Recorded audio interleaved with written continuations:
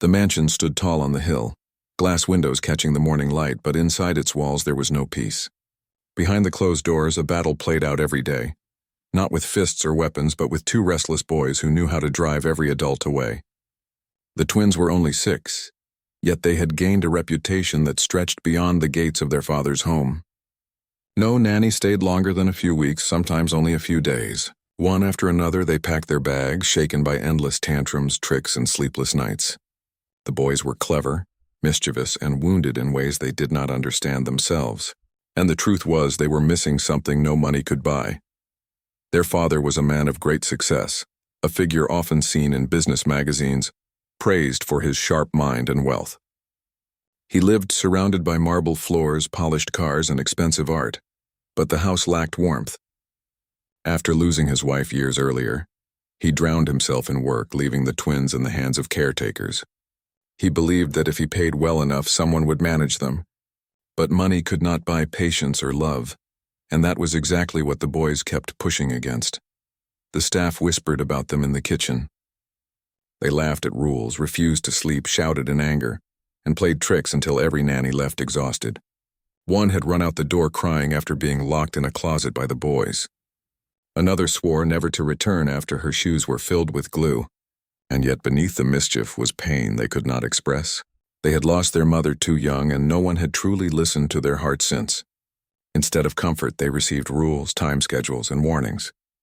Instead of arms to hold them when nightmares came, they had babysitters who turned on the television and waited until morning.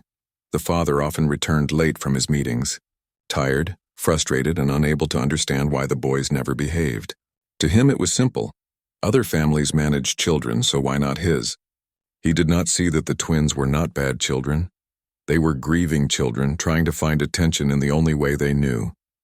They pushed harder each time someone tried to control them, testing whether this new adult would stay or leave like all the others. Deep inside, what they really wanted was proof that someone would not give up on them. The house looked beautiful from outside, but inside it was filled with shouts, slammed doors, and broken rules. Breakfast time was a storm, with bowls of cereal tossed aside and milk spilled on purpose. Bedtime was a battle, with the boys sneaking out, turning lights back on, or jumping on beds until the clock struck midnight. Every corner of the mansion carried marks of their resistance, scribbles on the wall, broken toys, stained carpets. The staff did their best, but no one dared to step in too far. They cleaned up after the chaos, whispered about the next nanny's arrival, and waited for the day she too would walk out the door. Yet behind their stubborn behavior, the twins were 2 little boys who secretly carried heavy hearts. They missed the warmth of a mother's hug, the sound of her voice telling them stories at night. Sometimes late at night they whispered to each other about her, asking if she could see them from above, if she would be proud of them. But when morning came, they put their shields back on, mischief and noise replacing their quiet sadness. It was easier to fight than to show how much they longed for love. The father noticed the cycle but did not know how to break it. Each time a new nanny came, he felt a small hope that maybe this time it would be different. He signed checks, promised bonuses, and gave strict instructions. But within weeks, he faced the same result: another resignation, another bag carried out of the mansion. He told himself that children would grow out of such behavior, but a part of him wondered if he was failing them. He had built a fortune, but he could not build a stable home. Neighbors whispered about the situation too. They saw the stream of cars arriving and leaving, new faces showing up at the mansion and then vanishing quickly. Some said the boys were spoiled, others pitied them, but everyone agreed on one thing: no one had been able to handle them. It was as if the twins carried a storm wherever they went, and no adult could stand against it. One summer morning, when the sun shone bright on the garden and the sound of laughter should have filled the air, the house instead echoed with another nanny's farewell. She had lasted only 2 weeks, leaving behind her apron and a letter that said she could no longer continue. The boys had pushed her to her limit, and she had chosen to leave before breaking down completely. The father read the letter, sighed deeply, and rubbed his forehead. Another one gone. He looked at his sons, who were giggling at their victory, unaware of the emptiness that victory carried. He wondered, not for the first time, if there would ever be someone who could break through to them. The kitchen staff carried on quietly, sharing glances but saying little. They had seen this many times before. To them, the story was predictable. A new face would arrive, full of hope, and soon enough the cycle would repeat. The mansion would remain grand on the outside but restless inside, its beauty unable to hide the loneliness within. At night, when the twins finally grew tired and fell asleep, the house grew still. The father sometimes walked past their doors, standing quietly, listening to their breathing. He felt a mix of love and helplessness. He wanted the best for them but could not give what they needed most. He told himself he was doing all he could, but deep inside, he feared he was failing the two people who mattered more than all his wealth. The story of the twins had become one of frustration, sadness, and endless change. They were known as the children no nanny could handle, two boys too wild, too broken, too untamed. Yet as their story unfolded, they were waiting for someone different, someone who would see not just their behavior but their pain. They did not know it yet, but their lives were about to change. In the middle of their storm, someone would soon arrive who would not be frightened away. Someone who could see through their noise and discover the hearts that longed for healing. For now, though, the house remained restless, the boys untamed and the father uncertain, and so the stage was set for the moment when everything would begin to shift. The mansion felt different in the weeks that followed the last nanny's departure.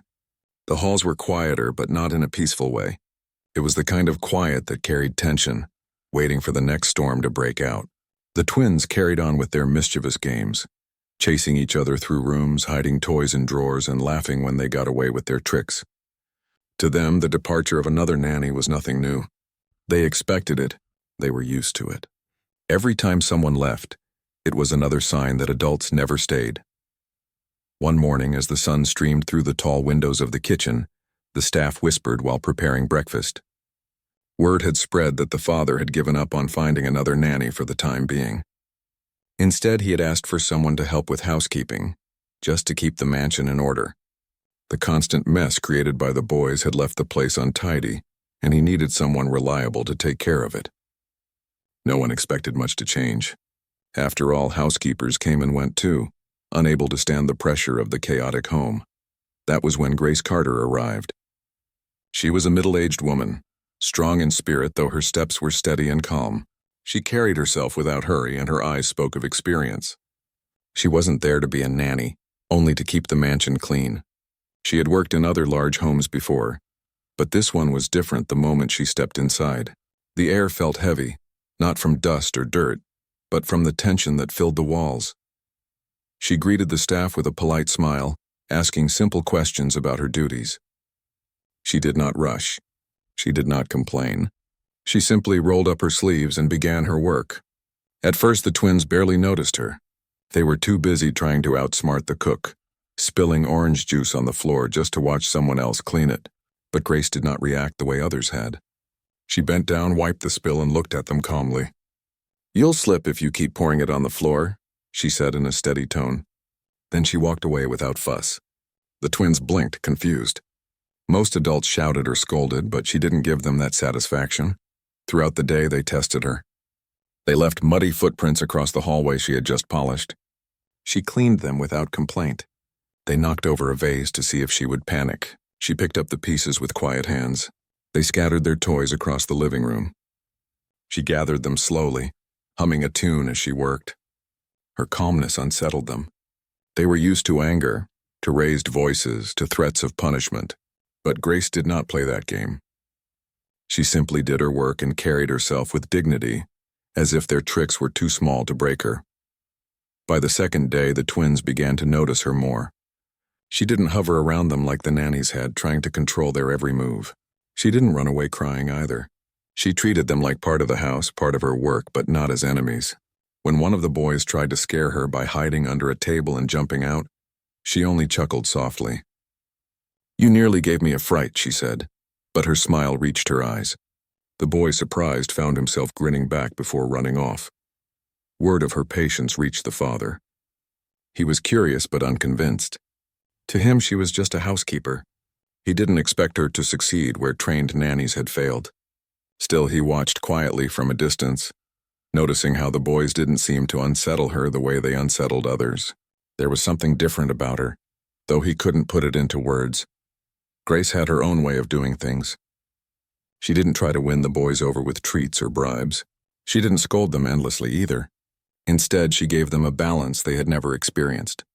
When they spilled their juice again, she made them hold the cloth and wipe it themselves.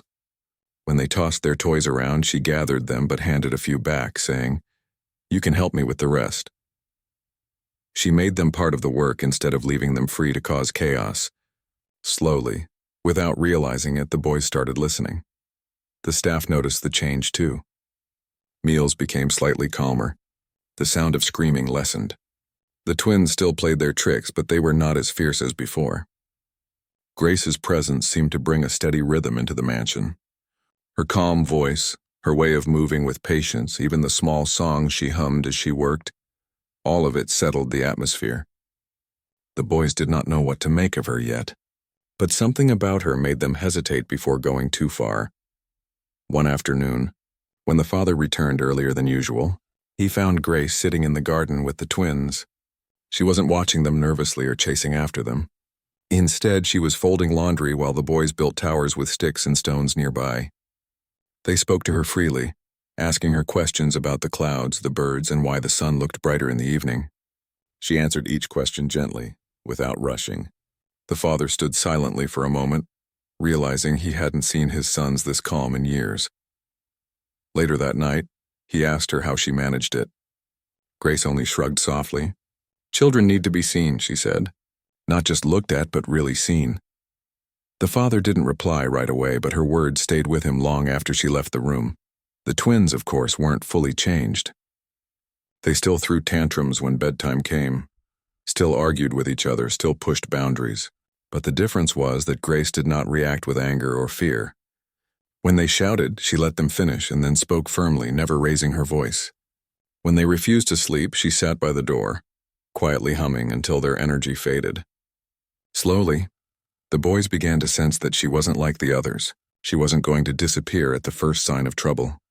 It was not long before the father made an unusual request. He asked Grace to spend a little more time with the twins, not just with cleaning, but in guiding them through their day. At first, she hesitated. She was not hired to be a nanny, and she knew how difficult the boys could be. But she also felt something stirring in her heart. She had seen the sadness in their eyes, the way they laughed too loudly to cover the emptiness they carried. And so she agreed with one condition: she would handle things her way. Her way meant no bribes, no shouting, no threats. It meant routine, patience, and care wrapped in firmness. The twins woke up to her gentle but steady reminders, ate meals at the table without endless battles, and began to understand that actions had consequences. She gave them small tasks, setting the table, folding napkins, watering the plants. At first they groaned and resisted, but over time they grew proud of their small contributions. The father, though still cautious, couldn't ignore the difference. For the first time in years, he saw hope. His sons still had their energy, their mischief, but it no longer felt like a storm ready to break the house apart. Instead, it was energy slowly finding direction, and at the center of it was Grace, the woman who had come only to clean but had begun to bring order to more than just the mansion's rooms. The twins didn't realize it yet, but they had begun to trust her. They still tested her limits, but deep down, they started to believe she would not leave like the others. Each day brought small changes, small victories that grew into something larger. The mansion, once filled with chaos, began to breathe differently, and though the journey ahead was long, the first steps had been taken. Something impossible had begun to take root, all because one woman chose not to give up. The days slowly turned into weeks, and the mansion began to carry a different kind of rhythm. It wasn't perfect, and the twins were still the energetic, unpredictable boys they had always been.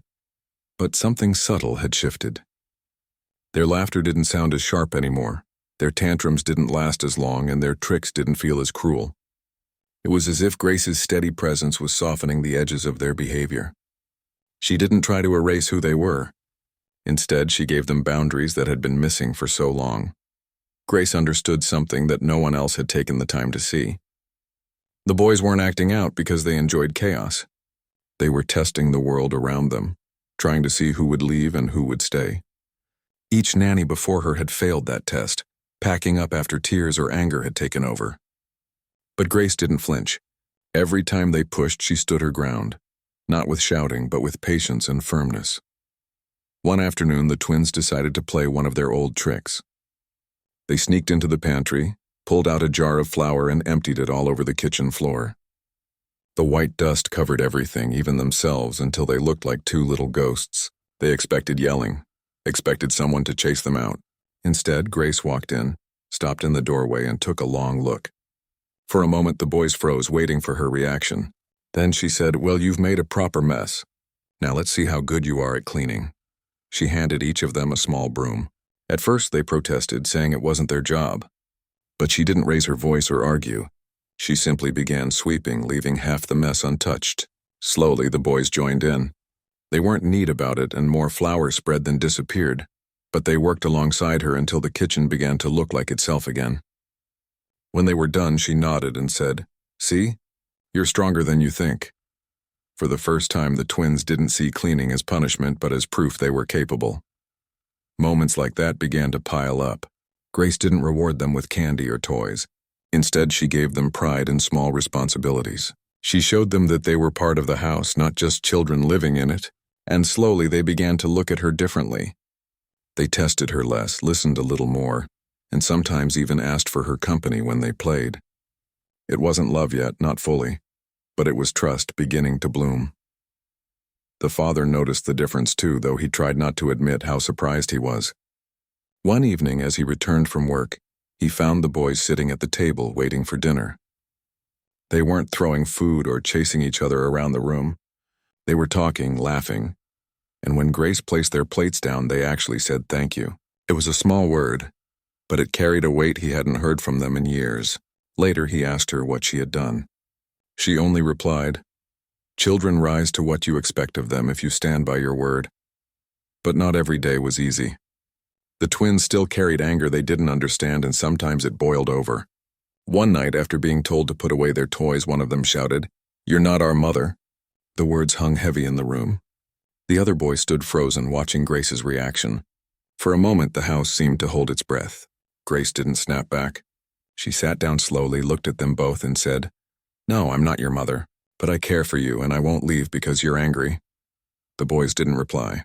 But later that night, when the house grew quiet, they crept out of their room and sat by her while she folded laundry. They didn't say anything, just stayed close. That silent act said more than words could. School became another place where changes showed.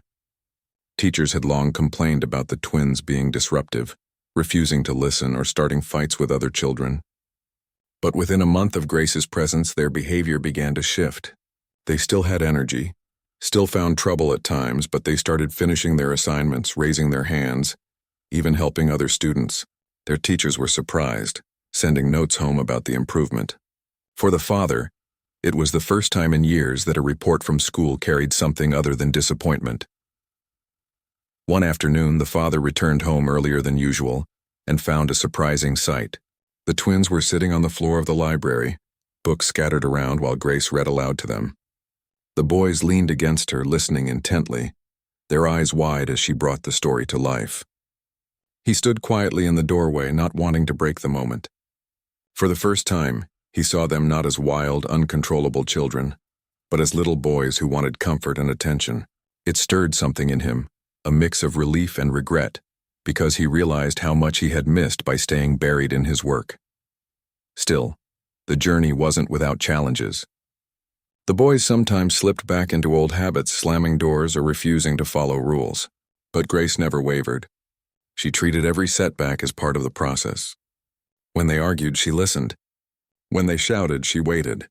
When they broke things, she made them fix what they could. Slowly, they began to understand that her love wasn't conditional, and her patience wasn't weakness. She wasn't going to walk out of their lives just because they were difficult. One of the biggest turning points came on a rainy evening. One of the twins woke up crying from a nightmare, calling out for his mother. In the past, such cries would echo unanswered in the large house. But Grace was there. She rushed to his room, sat beside him, and held his trembling hands. She didn't tell him to be quiet. She didn't dismiss his fears. She simply stayed with him until he drifted back to sleep. The other twin, who had been awake in his own bed, watched from across the room.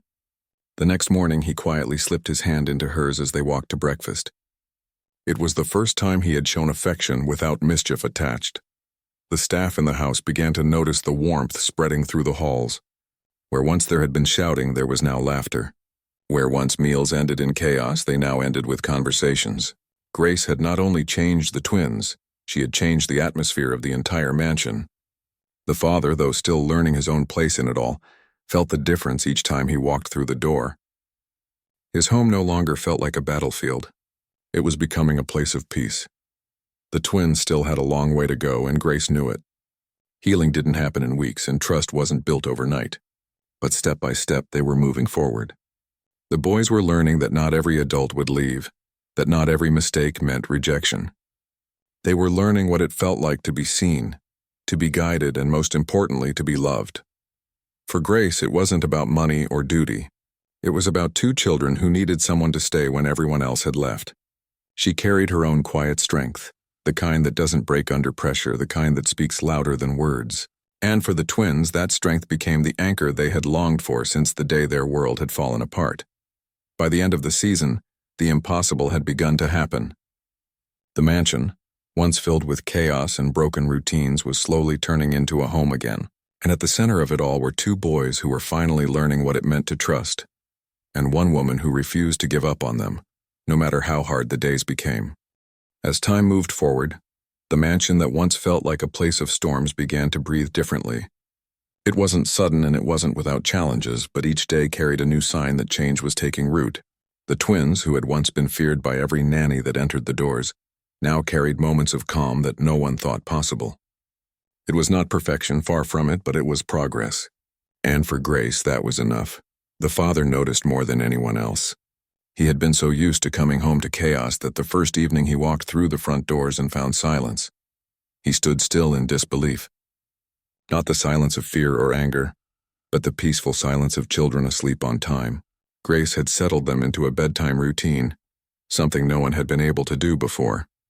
She would read them a story, listen to their endless questions, and then remain firm about lights out.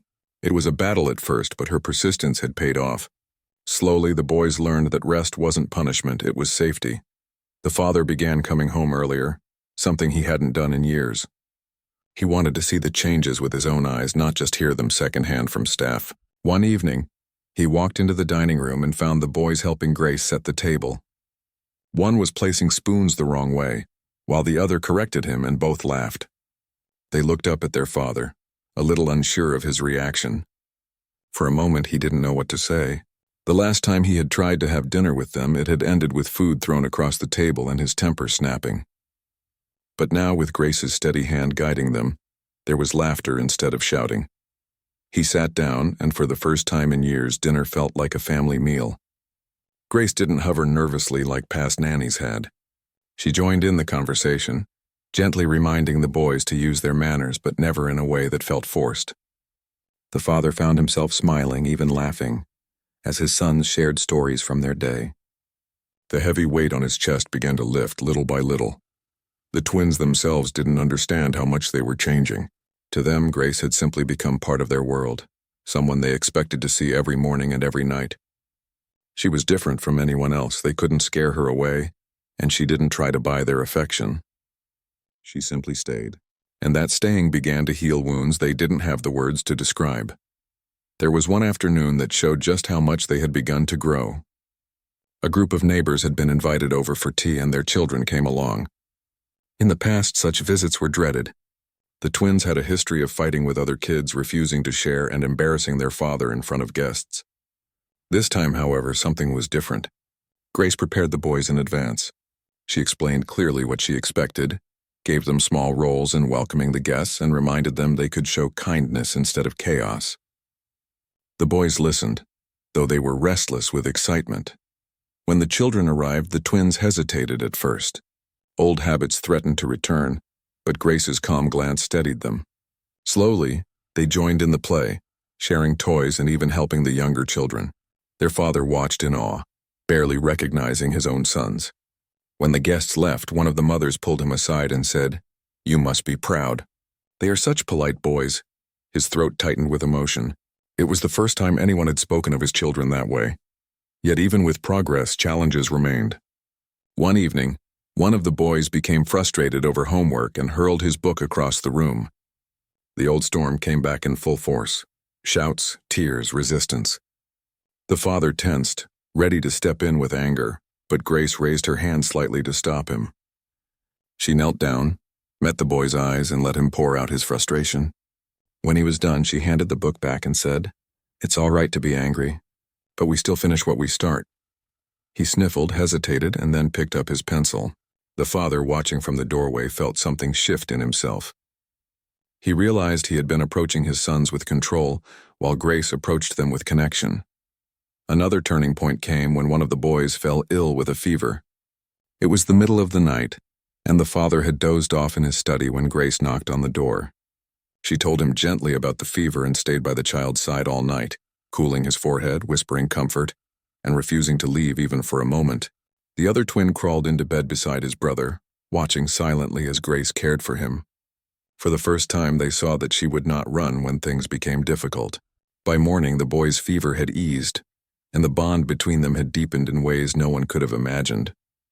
The father, moved by her devotion, sat quietly with her in the early hours of dawn.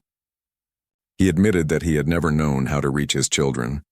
Grace only replied, "They don't need perfection. They just need someone who won't leave." Those words struck him deeply.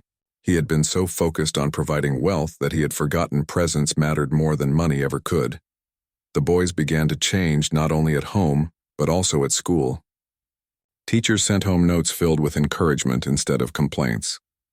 They praised the twins for showing kindness, for helping other students, for paying attention in class. The father collected those notes like treasures, tucking them into a drawer he opened often, as if to remind himself that change was real. The staff in the mansion also felt the transformation. Where once there had been constant shouting and broken items to clean up, there was now order and warmth. The cooks, the gardeners, even the drivers noticed how different the house felt. They worked with lighter hearts, encouraged by the laughter that now floated through the halls. Grace's influence had spread beyond the twins. It had reached everyone under that roof. Still, there were moments of doubt. The father sometimes worried the change might not last, that the twins would slip back into old patterns.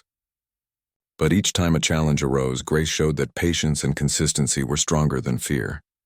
She reminded him that progress wasn't about perfection but about persistence, and little by little he began to believe in a future where his sons would grow not as wild, uncontrollable children but as kind, resilient young boys. One evening, after a particularly long day, the twins surprised everyone. They approached Grace with a drawing they had made together. It showed 3 figures holding hands under a bright sun. The 2 smaller figures had messy hair and big smiles, while the taller figure stood between them with calm eyes. At the bottom, in uneven letters, they had written, "Our family." Grace's eyes filled with tears she quickly brushed away. She had never asked for such a place in their lives, but in their hearts, she had become someone irreplaceable. The father saw the drawing too, and in that moment, something inside him broke open. For years he had felt powerless, unable to bring stability to his home. But here was proof that love and patience could rebuild what money alone never could. He thanked Grace, though the words felt too small for what she had given. She only smiled softly and said, "It's the boys who did the hard work. I just stayed long enough to see it." The mansion, once filled with broken routines and endless noise, had found a new heartbeat.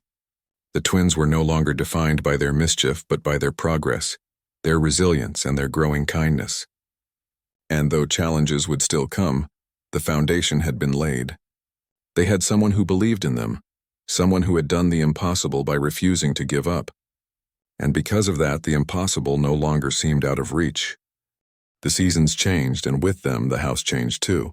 The mansion that had once been filled with slammed doors, loud cries, and endless chaos now carried a different sound. It was laughter, the kind that rose from deep inside and filled the halls with warmth. The twins, who had once been described as impossible, were growing into boys who knew how to care, how to listen, and how to trust. It hadn't happened overnight. It had taken patience, mistakes, tears, and countless small victories. But now, looking back, it felt like a miracle. Grace had become more than a housekeeper, more than someone hired to keep things in order. She had become the steady heart of the home. The boys knew she wasn't their mother, but they also knew she wasn't going anywhere. That simple truth changed everything for them. They no longer woke up each morning wondering if the adult in their life would still be there. They no longer tested with tricks designed to drive people away. Instead, they woke up expecting to see her smile, to hear her calm voice, and to feel her steady presence guiding them through the day. The father watched with quiet gratitude. He had once believed money could solve every problem, but Grace had shown him something deeper. It wasn't about expensive gifts or strict rules. It was about presence, patience, and love. He found himself spending more time at home, no longer rushing from one meeting to the next as if the world would collapse without him. He began to join the boys in their routines, sitting with them at breakfast, helping them with homework, even playing outside in the garden when work allowed. It was awkward at first, but slowly, he too began to heal alongside his children. There was one evening that stood out above the rest. The family had gathered in the living room after dinner. The twins had just finished their homework, and Grace was helping them put away their books. The father sat in his chair watching the scene unfold. Suddenly, one of the boys climbed into Grace's lap and rested his head against her shoulder. The other followed, squeezing in close. They didn't say anything, but their actions spoke louder than words. They had accepted her fully, not just as a caretaker, but as family. The father felt tears in his eyes, something he hadn't allowed himself in years. For the first time since his wife's passing, he felt the weight of loneliness lift. The change didn't go unnoticed outside the home either. Neighbors who had once whispered about the wild twins now spoke of how polite and cheerful they had become. Teachers at school praised their progress, amazed at how much they had grown in such a short time. Even relatives who visited from time to time saw the difference. The boys were no longer guarded or angry. They were open, playful, and eager to share their stories. One relative, an aunt who had worried deeply about the boys after their mother's passing, pulled the father aside during a visit. "I don't know what you've done," she said softly, "but they're different. They're happy." The father smiled and glanced toward Grace, who was busy serving snacks to the children. "It wasn't me," he admitted. "It was her," but Grace never claimed credit. When people praised her, she simply shook her head. "Children carry light inside them," she would say. "Sometimes they just need someone to help them find it again." To her, it was never about being a savior. It was about showing up every day and refusing to give up. The twins continued to surprise everyone. They became known for their kindness at school, often helping younger children or standing up for those who were shy. They learned to share not just toys but also their feelings, something that had once been unthinkable. At home, they grew proud of their routines, setting the table, tidying their rooms, and helping in the garden. They still had energy, still played tricks and laughed loudly, but now it came from joy instead of anger. One summer evening, the family decided to host a gathering for the first time in years. The father wanted to celebrate not just the changes in his sons, but the new life in the mansion itself. Friends, neighbors, and staff gathered in the garden, where lights were strung across the trees and music played softly. The twins ran around with their friends, showing off the games they had created. The father stood with a glass in hand, watching proudly. Grace moved among the guests, making sure everyone felt welcome. At one point, the boys grabbed her hands and pulled her into their game, laughing and insisting she join. Everyone could see clearly she wasn't just staff. She was family. Later that night, after the guests had left and the house was quiet again, the twins sat with Grace and their father on the porch. They were tired but happy, their faces glowing from the excitement of the day. One of them leaned against his father and said softly, "I'm glad you didn't give up on us." The other added, "And I'm glad Grace stayed." The father's throat tightened and he wrapped his arms around them both. Grace sat beside them, her eyes gentle, her presence steady as always. In that moment, they were no longer a broken family. They were whole again. The journey had been long and it was far from over.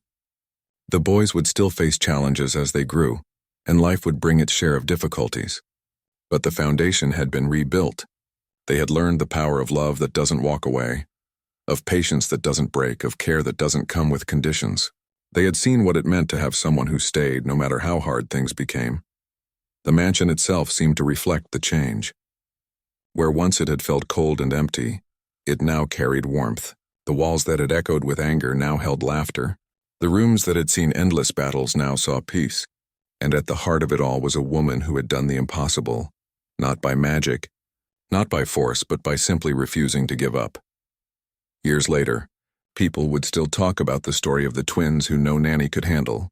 They would shake their heads at how difficult the boys had once been, and then they would smile at how much they had grown. But those who truly knew the story would understand. It wasn't about the boys being impossible. It was about finding the right person to believe in them. And once they had that, everything changed. The father often thought about that too. He had once believed his fortune could solve any problem. But he had learned the greatest lesson of all. Love and presence were worth more than all the money in the world. He would never forget the way Grace had stepped into his home, quietly, humbly, and slowly turned it into a place of healing.